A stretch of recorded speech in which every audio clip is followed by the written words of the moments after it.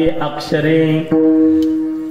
म्हणून मधुकरी मागण्याचा अधिकार फक्त दोघांनाच आहे. एक म्हणजे ब्रह्मचारी आणि दुसरे म्हणजे संन्यासी. आणि त्यांनी मधुकरी मागायची, मधुकरी खाऊन नुसतं संस्थेत झोपा नाही काढायच्या. मग मधुकरी खाऊन घोकावी अक्षरे.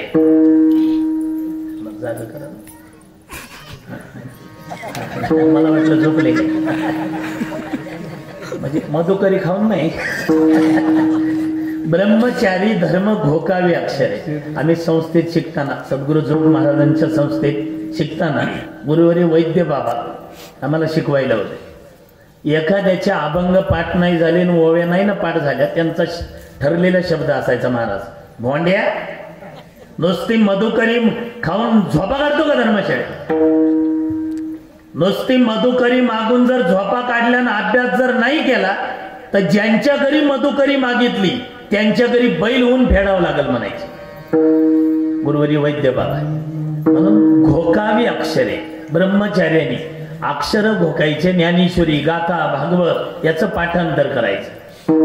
ते ब्रह्मचारी निघून गेले आणि काही संन्यासी आले. संन्यासी, आम्ही संन्यासी महाराज. बसा, आता नाही बघायचं कोणी. बसा म्हटल्याबरोबर ते संन्यासी बसले. ते काल ब्रह्मचार्याला उपदेश केलेला ऐकलं आम्ही. तुम्ही कुठं होते? फेसबुकला लाईव्ह. मग ते ब्रह्मचार्याला अक्षर घोकायला सांगता, आम्हाला काहीतरी सांगा. संन्यास तो त्याग संकल्पा, संन्यास तो त्याग.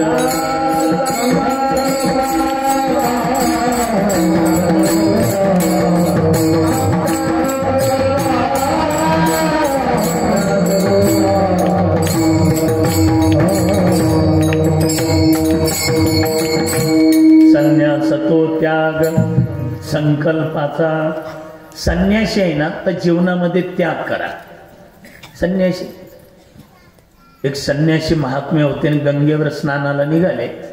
गंगेवर बरं का रे बाळा,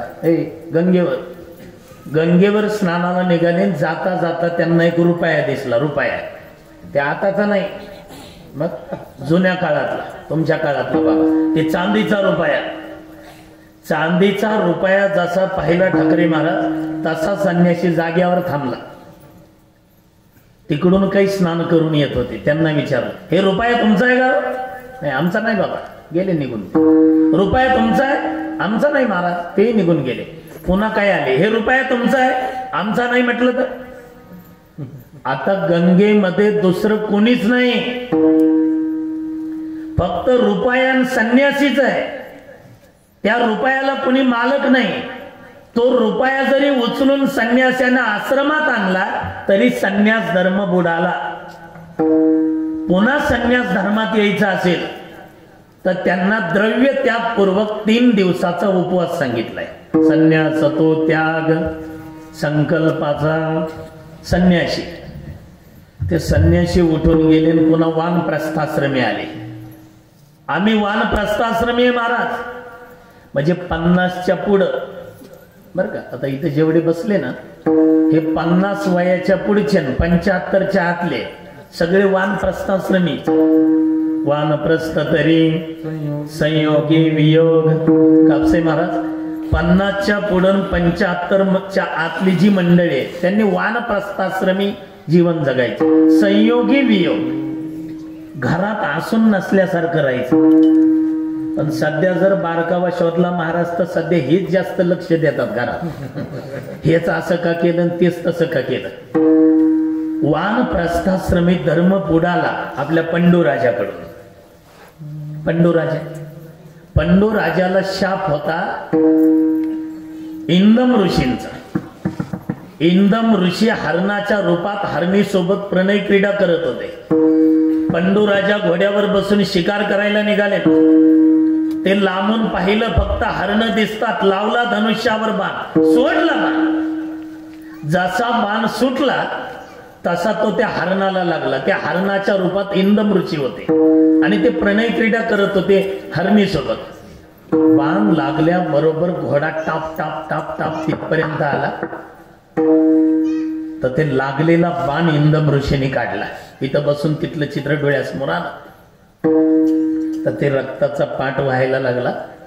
इंदम ऋषीने एक हात तिथं धरला, उजव्या हातात बाण धरला आणि आपल्या स्वरूपात प्रगट झाले. पाहिलं तर पंडू राजा. काय राजा, पाहायचं तरी होतं मी काय करत होते. मान्य आहे मला, तुला कळत नाही की मी कोण ऋषी कोण नाही. ते हरणाच्या रूपात होत. पण एक लक्षात ठेव, प्रणय क्रीडा करताना मला पाण मारलास ना, शाप आहे तुला. तूही तुझ्या पत्नीला स्पर्श करशील तर मरण पडशील. हे इंदम ऋषीने शाप दिला होता. म्हणून तर दुर्योधन जाहीर सभेत बोलत होता. दुर्योधन जाहीर सभेत की यांना सुईच्या टोकावर राहील एवढी जमीनही मी देणार नाही. का? पहिल्यांदा ते पांडव पाहिजे. भगवंत शिष्टाईला गेलेले ते म्हटले पांडव पाहिजे. मग कोण आहे? कोण आहे? दुर्योधन म्हटला माझ्या घरातलं मला जास्त माहिती का तुम्हाला माहिती? माझ्या चुलत्याला पंडू राजाला शाप होता, पत्नीला स्पर्श करशील तर मरून पडशील. पत्नीला यानं स्पर्शच केला नाही तर याला मुलं झालीच कसे? मग दुसरे ऋषी उठले. अरे ते कुंतीनं 3 मंत्र जपले, त्याचे 3 झाले. मग दुर्योधन म्हटला नाव सांगा. धर्म, भीम, अर्जुन. हा, आणखीन दुसरे ऋषी उठले. ते माद्रीनं 2 मंत्र जपले, त्याचे 2 झाले. दुर्योधन म्हटला सांगा नाव. नकुलन, सहदेव. त्या पहिल्या ऋषीला विचारलं, कुंतीनं 3 मंत्र जपले, त्याचे धर्म, भीम, अर्जुन झाले, तर ते पांडव नाही ते कौंतेय. त्यांनी कुंती भोज राजाला राज्य मागावं. आणि माद्रीचे 2 आहे ना, तर त्यांनी मदराज शैल्याला इस्टेट मागावी. हस्तिनापूरच्या इस्टेटीत नाक खुपसायचं काम नाही. हे तिथलं सांगतोय दुर्योधन. आणि मग ते शाप होता की पत्नीनं स्पर्श केला तर मरून पडाल म्हणून. ती माद्री अरण्यामध्ये पाण्याने भरलेला माठ घेऊन येत होती डोक्यावर माद्री, आणि चुकून स्पर्श झाला माद्रीला तर पंडू राजा मरून पडला. वानप्रस्थाश्रमी धर्म बुडाला. ब्रह्मचारी झाले, संन्यासी झाले, वानप्रस्थाश्रमी झाले, मग ग्रहस्थाश्रमी आले. आम्ही ग्रहस्थाश्रमी महाराज. तुम्ही ग्रहस्थाश्रमी आहे ना, तुम्हाला लेकरं, बाळ, बायका, पोरं, घरदार, शेतीवाडी हे सगळं करावं लागतं ना, चालवावं लागतं ना. मग तुम्ही एक काम करा, तुमचा प्रपंचही चालू द्या आणि त्या प्रपंचामध्ये आमचंही एक काम करा.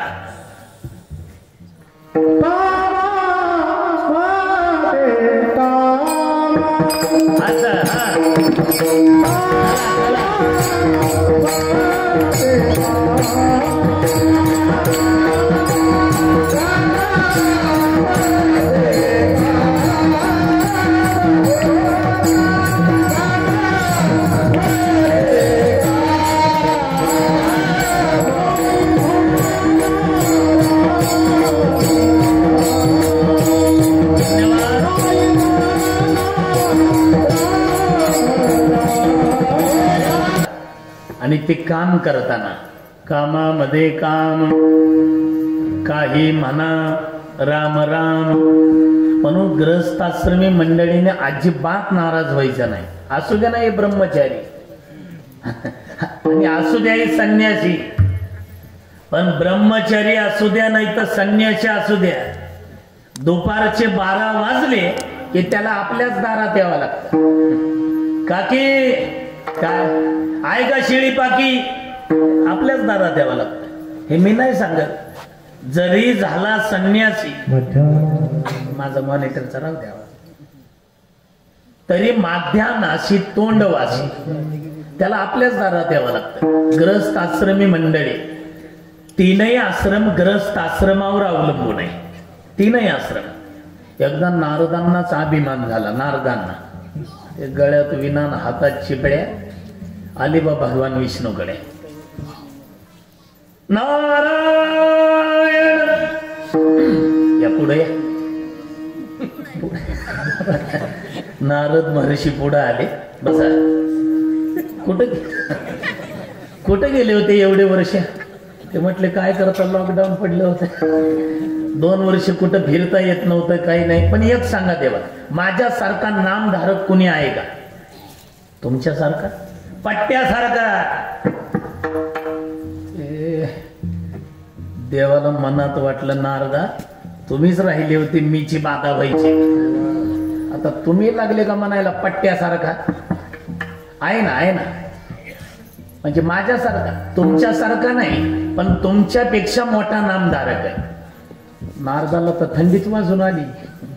नारद म्हटले माझ्यापेक्षा मोठा, तुझ्यापेक्षा मोठा नामधारक.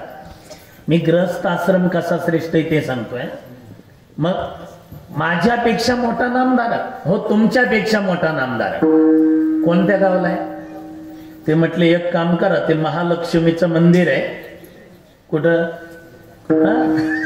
कळलं होतं मग. आपल्याकडे काठचं गाव ते नाव दिलं. नारद महर्षी म्हटले त्यांचं नाव लिहून द्या ना.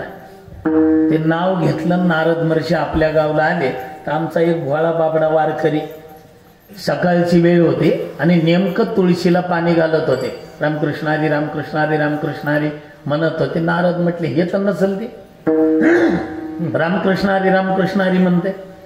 ते नारदाने नाव वाचलं, हे अमुक अमुक मीच आहे ना, रामकृष्ण हरी, रामकृष्ण हरी. नारद म्हटले हेच आहे मोठा नामधारक. हे आत या, बसा. पण ते बसले, चर्चा चालू झाली. तुम्ही हे नामस्मरण किती वेळ करता? ते म्हटले काय नाही, आंघोळीचा पहिला तांब्या अंगावर घेतला की माझं रामकृष्ण हरी सुरू होतं. मग बंद केव्हा होतं? ही काय, आता तुळशीला पाणी घातलं, देवाची आरती केली, माझ्या उद्योगाला बाहेर पडलो की रामकृष्ण हरी बंद झालं.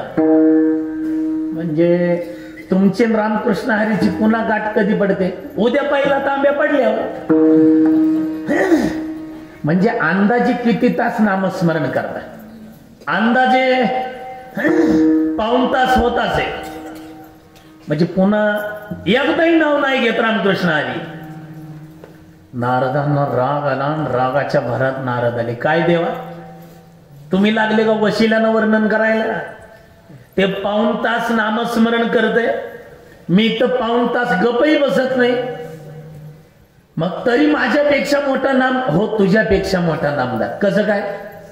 नारदा एक काम करा, हे वाटी आणणार आहे, चांदीची वाटी आणली, त्याच्यात तेल टाकलं, काटोकाट वाटी भरली आणि नारदांच्या हातात दिली. नारदा एवढी वाटी घे आणि त्या ज्या गावात तो नामधारक आहे त्या गावाला प्रदक्षिणा कर. प्रदक्षिणा फक्त 8 एक आहे, याच्यातलं एक तेलाचा थेंब खाली सांडला नाही पाहिजे. तेलाचा थेंब जर खाली सांडला तर मोठा नामधारक तो होईल. तेलाचा थेंब जर खाली सांडला तर तो होईल, नाही सांडला तर तुम्ही. नारद म्हटले त्यात काय अवघड आहे, सगळा हायवे रोडच झालाय आता. ती वाटी घेतली तेलाची आणि त्या गावाला प्रदक्षिणा केली. 6 तास लागले नारदाला प्रदक्षिणा करायला. नारद जे आले, देवाच्या समोर वाटी ठेवली आणि उडी मारली. जिंकलो का नाही देवा? काय झालं? एकही थेंब नाही सांडू दिला खाली. पट्ट्यानं, तिथंही पट्ट्यानं लागले बोलाय. म्हणजे आता तुम्ही मोठे नामधार झाले असं वाटतं का तुम्हाला? मग तुम्ही तर म्हटले थेंब नाही सांडला तर तुम्ही मोठे नामधार. नारदा निकाल लागायच्या आधी गुलाल उधळायची घाई करत जाऊ नका. मला सांगा, तुम्हाला प्रदक्षिणा करायला किती वेळ लागला? 6 तास. 6 तास प्रदक्षिणा करायला वेळ लागला तर 6 तासामध्ये तुम्ही माझं नाव किती वेळा घेतलं? नारदानं तर शेंडीच खाजवली. नारद म्हटले देवा, अहो ते तेलाचा थेंब खाली सांडू द्यायचा नाही, रस्ता बघायचा, वाटी पाहायची, रस्ता बघायचा, तेल पाहायचं, याच्या नादात तुमचं नाव घ्यायचंच विसरलो. आता सगळेच लक्ष देऊन उत्तर ऐका. देव म्हटले नारदा, वाटीभर तेलाचं ओझं तुझ्या डोक्यावर दिलं तर 6 तासात एकदाही माझं नाव नाही घेतलं. अरे पाठीभर प्रपंचाचं ओझं त्या वारकऱ्याच्या डोक्यावर आहे, तर एकही दिवस मला विसरत नाही. तुझ्यापेक्षा मोठा नामधारक तो आहे. म्हणून गृहस्थ आश्रम श्रेष्ठ आहे. गृहस्थ आश्रम पहा तुम्ही, म्हणून जगद्गुरु तुकोबराय म्हणतात, तुमच्या वाट्याला आलेलं काम करा, पण ते काम करताना त्या ग्रस्त आश्रमांनी विचारलं, ते काम करताना आम्ही काय करायचं? तर काही म्हणा राम राम. तुमचं तर काम करा, पण ते काम करताना राम राम म्हणा. तिथं 2-4 जण बसले होते. ते म्हटले, महाराज आम्ही जर राम राम म्हटलं तर फायदा काय? कारण फायदे आणि परमार्थ न करणाराला परमार्थ करणाराची काळजी जास्त आहे. तुम्ही ज्याच्या गळ्यात माळ, जे आळंदी पंढरीची वारी करतं, परिसरात कीर्तनाला जातं, त्याच्यापेक्षा ज्याच्या गळ्यात माळ नाही, जन्मात पंढरपूरला गेलं नाही, त्याला आपली काळजी जास्त असते. आता ही सप्ताहातली कीर्तन ऐकले की एखादं पंढरपूरला जातं, तिथलं वातावरण पाहतं, गळ्यात माळ घालतं, गण लावतं, गावात येतं. गावात आलं की ते कट्ट्यावर वट्ट्यावर 5-6 जण बसलेले असतातच. आणि पंढरपूरहून आलेलं कसं ओळखतात ते देव जाणे. ते 5-7 जण एका आवाजात बोलतात त्याला, जय हरे. ते नवीन माळ घातलेलं असतं, ते घाबरत, जय हरे. पंढरपूरला गेलता म्हणे, गेलतो ना. झालं का पांडुरंगाचं दर्शन झालं का? झालं ना. किती तास लागले बघ, 23 ते 24 तास. कुठून होती बारी? जसं काय याच्या तिकिटानं पाठवलं. ते एवढ्या दमात विचारतात. ते म्हणतात, होते बघ गोपाळपूर पासून. झालं दर्शन? झालं ना. पांडुरंगाच्या पायावर डोकटून? हो, पांडुरंगाच्या पायावर डोकटून. मग तो बारीत लागला होता का मध्येच घुसला होता? बघा किती काळजी येते. ते म्हणतात, नाही बा, बारीतच लागलो. झालं दर्शन? झालं ना. पायावर? हो, पांडुरंगाच्या पायावर डोकटून. काय म्हणलं तुमचा विठोबा? तुझ्या 2 थोबाडीत दे म्हणला, जवळ ये जरा. अरे माझ्या तिकिटानं मी तिथं गेलो, बारीतच लागला का मध्येच घुसला का? हे न करणारालाच काळजी जास्त आहे. आता एवढा मोठा अखंडारिणाम सप्ताह होतोय. महाराष्ट्रातले सगळे दिग्गज कीर्तनकार इथं येत आहेत. मोठमोठे शास्त्री, मोठमोठे रामायणाचार्य. आता आमचे परम मित्र श्री हरिभक्तीपरायण शिवानंद महाराज शास्त्री यांच्या मुखातून तुम्ही भागवत कथा ऐकताय. ही मोठमोठी मंडळी येतात, पण सप्ताह करणारापेक्षाही न करणारालाच काळजी जास्त असते. सप्ताहाची ते न करणारालाच जास्त काळजी. पहा तुम्ही, तुमच्याकडे किती श्रीमंती आहे त्याला किंमत नाही, त्याला उदारताची जोड किती आहे त्याला किंमत आहे. जे कधीच वर्गणी देत नाही त्याला जास्त काळजी असते. पहा तुम्ही, श्रीमंती असावी, उदारताही असावी. काही श्रीमंत असतात पण चिकट, कंजूस. आता याचा अनुभव ते सप्त्याच्या कार्यकर्त्यांना येतो. आता इथं काय पद्धत आहे काय माहित नाही, पण ते बऱ्याचशा ठिकाणी पावती फाडायला जातात. 10-5 कार्यकर्ते मिळून पावती फाडायला गेले. साहेब आहेत का साहेब? हो या. कसं काही नाही केलं? काही नाही, पावती सप्ताहाची. ते म्हणतं, कुणी सांगितले कुठं नाही तुम्हाला ही सप्त्याची? दरवर्षी वर्गणी, दरवर्षी सप्ताह, दरवर्षी पावती. कार्यकर्ते एकमेकाकडे पाहतात, ऐ चला उठा. हे काय वर्गणी देण्याच्या मार्गावर दिसत नाही. कार्यकर्ते उठलं की हे म्हणतं, बसा बसा. पुन्हा सगळ्या तालुक्यात चर्चा करताल, अमुक अमुकानं दिली नाही म्हणून. ल्या नाव लिर नाव लिह लवकर. मग ते नाव लिहिलं, आकडा लिहायच्या टायमाला कार्यकर्ते त्याच्याकडे पाहतात आणि ते ह्याच्याकडे. किती लिहायचे साहेब? तुम्हीच लिहा ना, सगळे जाणते कार्यकर्ते. नाही तुम्ही सांगा. अरे तुम्हीच लिहा. अहो पण तुम्ही सांगा.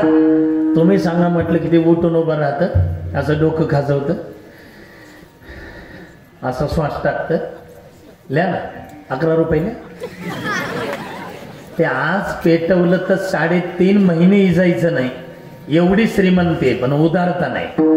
काही श्रीमंत आहे पण उदार नाही. आता काही श्रीमंत माणसं चिकट निघाले ना, कंजूस, तर भिकारी त्यांच्या पुढचे निघाले. भिकारी. एक श्रीमंत माणूस बंगल्याच्या बाहेर उभा होता. 3 मजली इमारत, पायात बूट, झिकझी पॅन्ट, लाल टी शर्ट, डोळ्याला गॉगल, तोंडात गुटखा, हातात ब्रिस्टॉल सिगारेट. हा, मग ते उभं होतं आणि तेवढ्यात भिकारी दारात आला. काहीतरी वाढा साहेब. हे श्रीमंत होतं पण चिकट होतं. हे सिगरेट ओढत, ए चल पुढं. काहीतरी वाढा साहेब, काम धंदे करता येत नाही का? लागला भीक मागायला. ते भिकारी म्हटलं ना, का एवढा मोठा बंगला बांधला, 2-4 अंगठ्या गोट्यात, एवढे कडक कपडे घातले. अहो शिळी पाकी भाकर वाढा साहेब. शिळी पाकी भाकर नाही घरी. भिकारी हुशार होता. मग एखादं भांड द्या. भांड हे एवढं चिकट होतं. हे म्हणलं भांडही नाही घरी. फुटकं द्या. हे म्हणलं फुटकंही नाही घरी. प्लास्टिकचं द्या. प्लास्टिकचं नाही घरी, मग कापड द्या. कापड नाही घरी, फाटकं द्या. फाटकही नाही घरी. मग ज्वारीचं पीठ वाढा, पीठही नाही घरी. बाजरीचं वाढा, बाजरीचंही नाही घरी. मग गव्हाचं वाढा, गव्हाचंही नाही घरी. मग 2-4 रुपये तरी त्या गरीबाला, 2-4 रुपये नाही घरी. मग माझ्या बरोबर चला. नाही, मग दोघं भीक मागून एसटी स्टँडवर जाऊ. तुमच्या श्रीमंतीला काही पेटवायचं आहे का?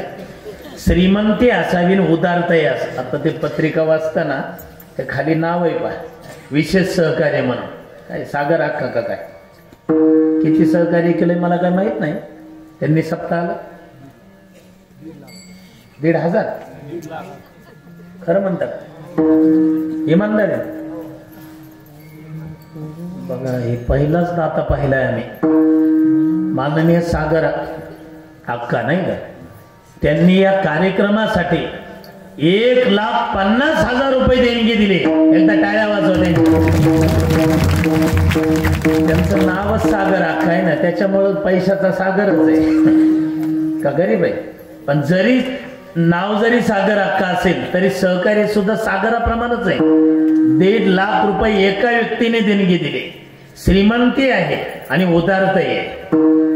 जगद्गुरु तुकोबाराय म्हणतात, तुम्ही गृहस्थ आश्रमी आहे ना, तर तुम्ही गृहस्थ आश्रमात राहा, तुमच्या वाट्याला आलेलं काम करा. तू चालला काय कामाला लगे, कामाला निघाला लगे. तुमच्या वाट्याला आलेलं काम. वारकरी संप्रदायातल्या कोणत्याच संतांनी सांगितलं नाही तुमचे लेकरं बाळ विहिरीत टाकला, घरावर राखेल होता, काडी लावून पेटून द्या, या भांडारा डोंगरावर करा तपश्चर्या. उलट सुखानं संसार करायला सांगितलं. सुखे करावा संसार,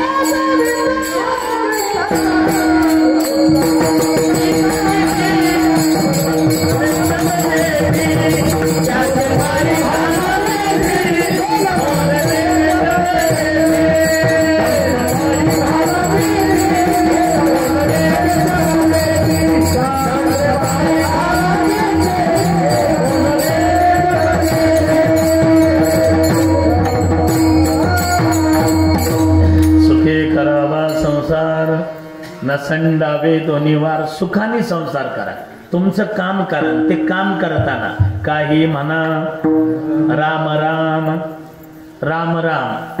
हा, तुम्ही तुमचं काम करा, त्या कामात एवढं काम करा. एखादं कोणी जर पंढरपूरला किंवा पैठणला चाललं तर गावातले लोक म्हणतात, पैठणला चाललाय ना, हो, मग पैठणला गेल्यावर गंगे स्नान करा, हो करणार आहे.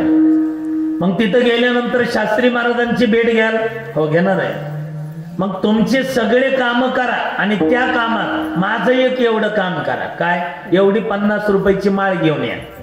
म्हणजे तुमचे काम करा पण त्यात एवढं एक काम करा.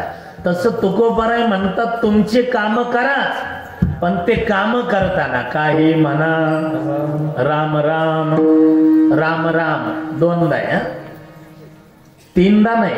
तुम्ही जर एखाद्या गावला गेले, समजा आडोळला गेले, पैठणला गेले, औरंगाबादला गेले, तुमचे पाहुणे समोरून आले तर काय म्हणता तुम्ही? राम राम राम. प्रकाश महाराज 3दा राम नाही आणि एकदाही राम नाही. राम जे एकदाच राम म्हणतं ते पुन्हा राम म्हणायच्या कामाचंच राहत नाही. म्हणून एकदा राम नाही, 3दाही राम नाही, 2दाच राम आहे. राम राम. आणि आदरणीय राजेंद्र महाराज काय जादू कोणास ठाऊक, राम राम करताना हात हृदयाजवळ जातात. राम राम हृदयाजवळच का? राम तिथं आहे ना, तैसा हृदयामध्ये मी राम. हा, असता सर्व सुखाचा आराम. राम हृदयात आहे, मग माझ्याही हृदयात राम आहे, तुझ्याही हृदयात राम आहे. दोघं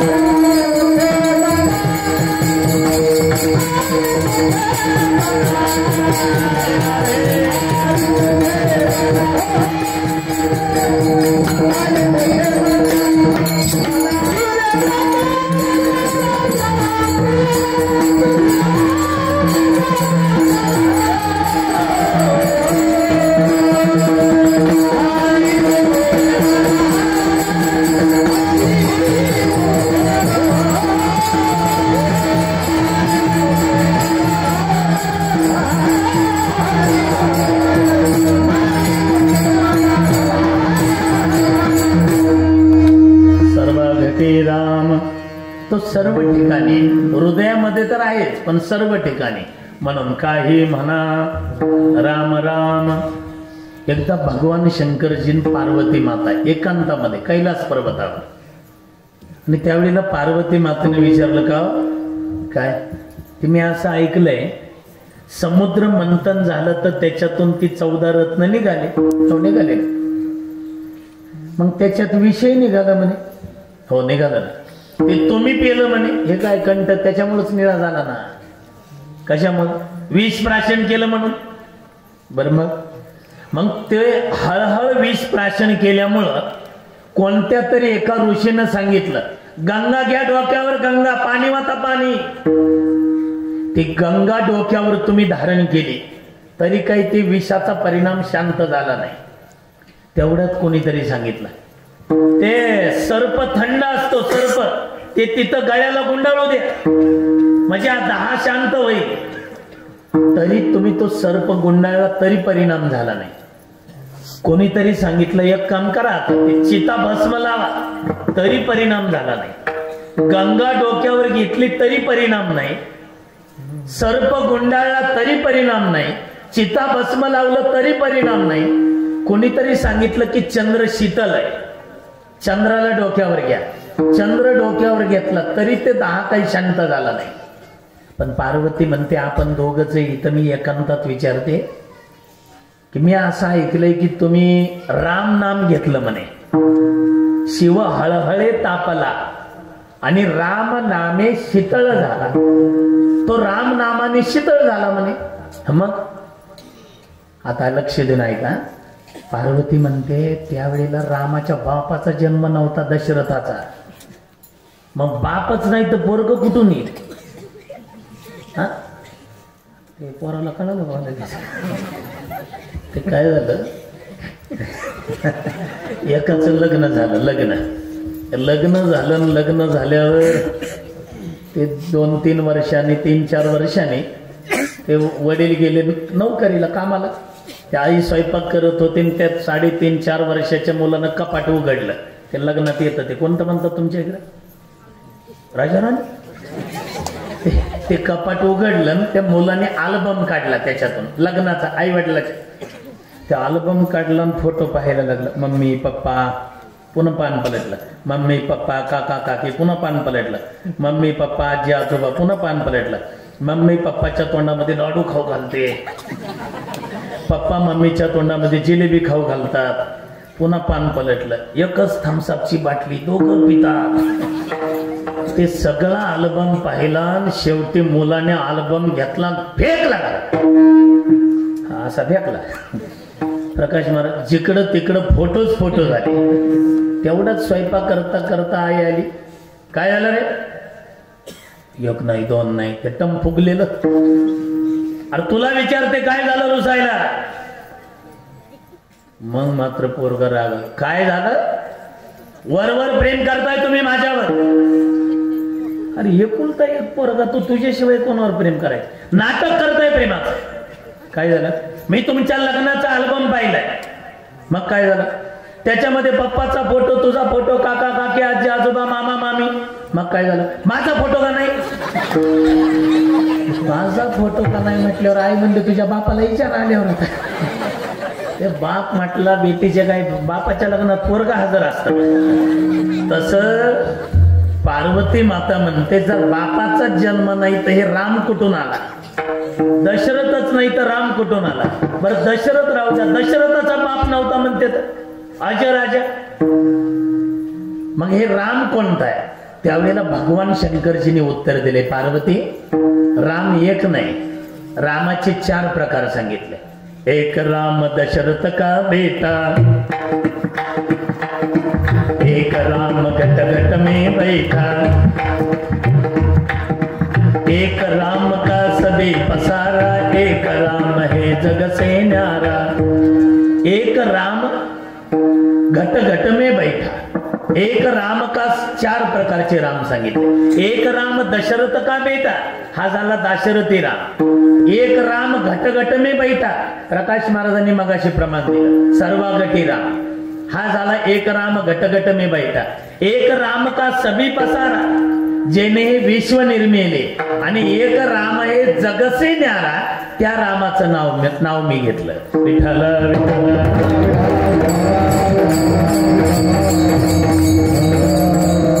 काही म्हणा राम राम.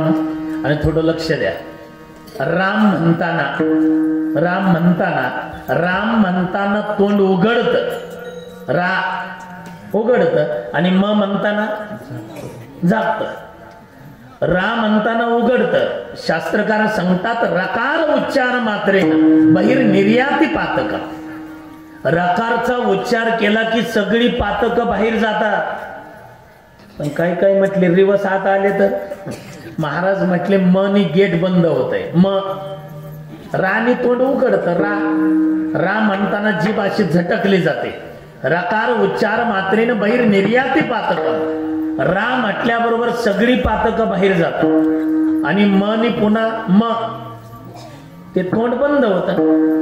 तोंड झाकून रा म्हणून दाखवायचं, तोंड झाकून, आणि तोंड उघडत ठेवून म म्हणून दाखवायचं. आजचं नारळच तुम्हाला नारळ म्हणलंय, नाही म्हणताय, घरी जाऊन प्रॅक्टिस करून बघा. राम काही म्हणा राम राम. आणि कोणाचं कोणतंही नाव असू द्या, काही नाव असू द्या, बरं का रे बरोबर, हे कोणाचं काही नाव असू द्या, त्या प्रत्येकाच्या नावात राम आहे. प्रत्येकाच्या नावात राम. पटवून देतो मी तुम्हाला. मी म्हणजे मी नाही, तुळशी रामायणामध्ये तुळशीदासजीने सांगितले कोणाचं कोणतंही नाव असू द्या त्याच्यात राम आहेच. त्यांनी गणित सांगितले. गणित हे पोरांनी करायचंय गणित. तुलसीदासजी सांगतात नाम को चतुर्गुणी उसमें पंचतत्व मिले, द्विगुना करने का काम 8 भाग लो नीचे बच्चे सो राम. तुम्ही म्हणाल काय काय काय काय. नाम को चतुर्गुणे, तुम्ही पाहा, कोणतंही नाव असू द्या त्याच्यात राम आहेच. पटवून देतो तुम्हाला. चला सांगा एक नाव, कोणतंही सांग ना. हा ऐश्वर्या काय म्हणला. अंकुश. आता बघा लक्ष द्या सगळे, प्रत्येकाच्या नावात राम कसा आहे ते त्यांनी सांगितलं. ते किती अक्षर झाले रे, गणित तुलाच करायचं आहे आता. हा करते ते. नाम को चतुर्गुणे अंकुश ना, किती अक्षर झाले. हा बोलत किती झाले. हा त्याला 4 निगुणा. शाबास. नाम को चतुर्गुणे 4 त्रिक 12, उसमें पंचतत्व मिले, पृथ्वी आप तेज वायू आकाश, हे पंचतत्वाने झालेलं शरीर आहे. हे त्याच्यामध्ये मिसळायचे. पहिले किती झाले. 12 मध्ये 5 मिसळ, 17चं डबल करायचं. द्विगुणा करणे का 17 दुनी 8 भागलो. 34 ला 8 ने भाग. हा 8चा पाडा म्हणा. 8 त्रिक 24, 832. 34 मधून 32 गेले. किती राहिले. 2 राहिली. ते 2 अक्षर म्हणजे राम. शेवट रामच राहते. काय म्हणते इकडच्याने सांगितलं इकडचं घ्या एका. आता ते 3 अक्षरी झालं. ते शालेवाल्या बाबाला विचारा.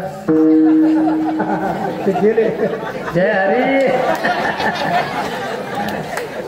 माझी त्यांची सुरुवात संगच आहे. हा इकडचं एखादं नाव सांगा बघू. आपल्याला कोणतंही अक्षर सांगा त्याच्यात राम आहे.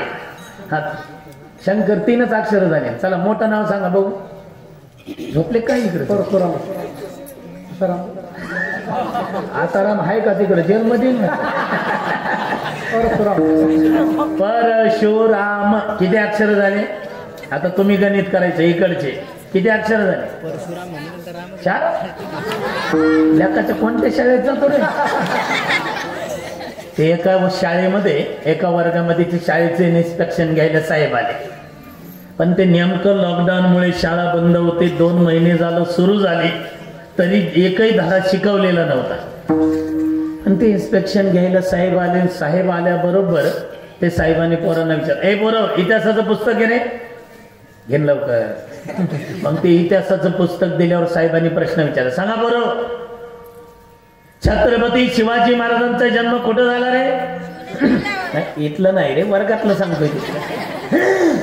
खोटं झालं म्हटल्यावर एकाही पोराला सांगता येईना, शिकवलंच नाही तर येईल कुठून. पण ते मास्तर लय हुशार. गुरुजींनी काय केलं, गुरुजी त्या साहेबाच्या असं मागं उभे राहिले आणि कमरेच्या किल्ल्या काढल्या, किल्ल्या कपाटाच्या किल्ल्या, आणि पोरांना अशा किल्ल्या दाखवल्या. पोरं म्हणले मास्तर किल्ल्या का म्हणून दाखवताय? त्याच्यातलं एक पोरग होतं, त्याचं आडनाव होतं सहस्रबुद्धे, 1000 बुद्ध्याचं. त्याने हात वर केला. ते म्हटलं शिवाजी महाराजांचा जन्म किल्ल्यात तर झाला नसेल. मग त्याने हात वर केला, साहेब मी देऊ का उत्तर? उभार ते लाल शर्ट उभार ना. उभं राहिलं आणि त्याने उत्तर दिलं, साहेब छत्रपती शिवाजी महाराजांचा जन्म किल्ल्यात झालाच आहे. किल्ल्यात झाला म्हटल्यावर इकडं शिक्षकानं श्वासोश्वास सोडला. वाचलो. पण ते साहेब लय हुशार होते. साहेब म्हणले बसू नको, उभार. छत्रपती शिवाजी महाराजांचा जन्म किल्ल्यात झाला, पण कोणत्या किल्ल्यात रे? ते म्हणलं गुरुजीच्या कमरेच्या किल्ल्यात. तसं हे म्हणतंय परशुराम. 4च अक्षर. तुम्ही मोजा किती झाले? किती झाले अक्षर? 5. इकडचीच लाईन हुशार आहे काय? 5. हा गुणाच. नाम को चतुर्गुणे 5 उसमें पंचतत्व मिले, द्विगुना करने का काम 8 से भाग लो.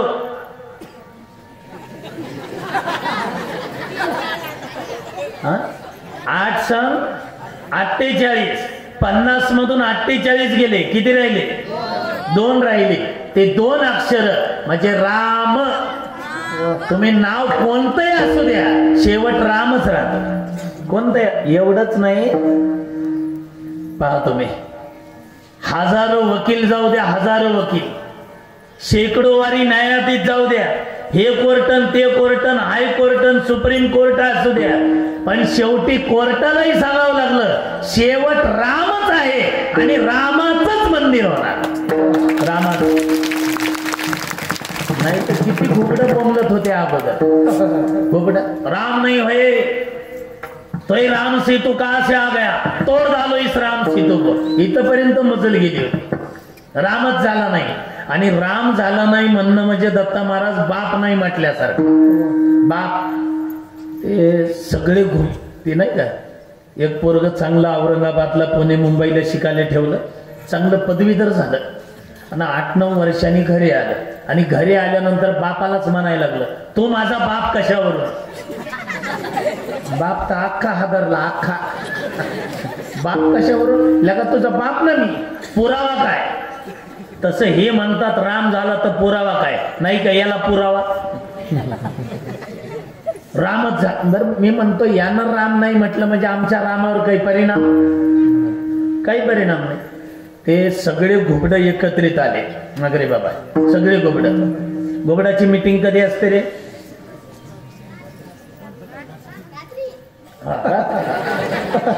त्याला गुळाचा खडा द्या रे कोणी. रात्री असते. मग ते रात्री घुबडाची मीटिंग असते. रात्री 12 ते 2 मीटिंग. बरं का माऊली. त्याच्यातलं मोठं घोबड अध्यक्ष झालं. मोठं घोबड. आणि त्या घोबडाने प्रस्ताव मांडला. का रे बरेचसे लोक म्हणतात सूर्य आहे, सूर्य आहे. आहे का रे? आता नाही बोलायचं ते. हा तुम्ही माणसं आहे रे, घोबडाचं सांगतोय मी. मग ते सगळेच घोबडाने आवाज दिला, नाही नाही नाही नाही करा सह्या. त्या लेटर पॅडवर सह्या केल्या आणि रात्री 1:30 वाजता घोबडाच्या मीटिंग मध्ये जाहीर झालं की जगाच्या पाठीवर सूर्य नाही. आता मी तुम्हाला असं विचारतो, किती घोबडांनी सूर्य नाही म्हटलं म्हणजे सूर्य नाही? 100, 1000. बरं मी म्हणतो 1 लाख घोबड एकत्रित आले, ते जर म्हटले सूर्य नाही, आता नाही का नाही? आहे हाय हाय का नाही? एक सांग.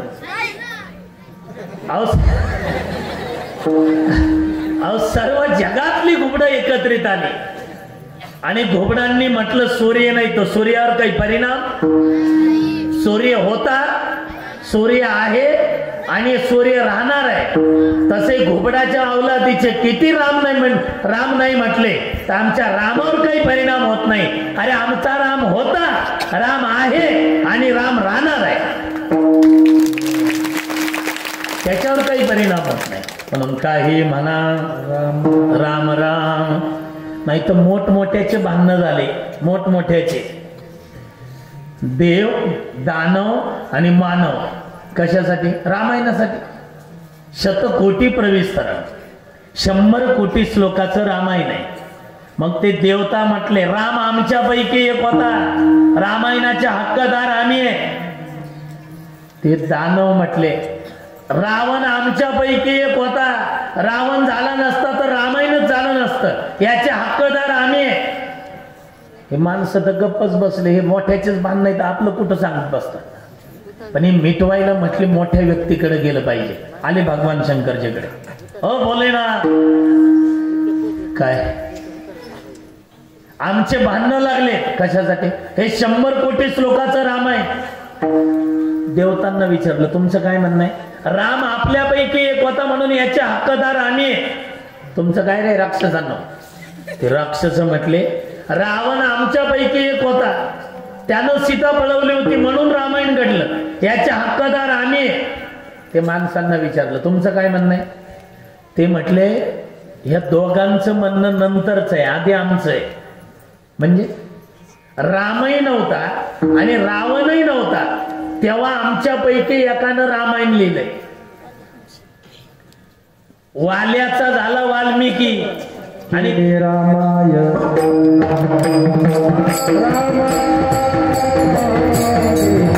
राम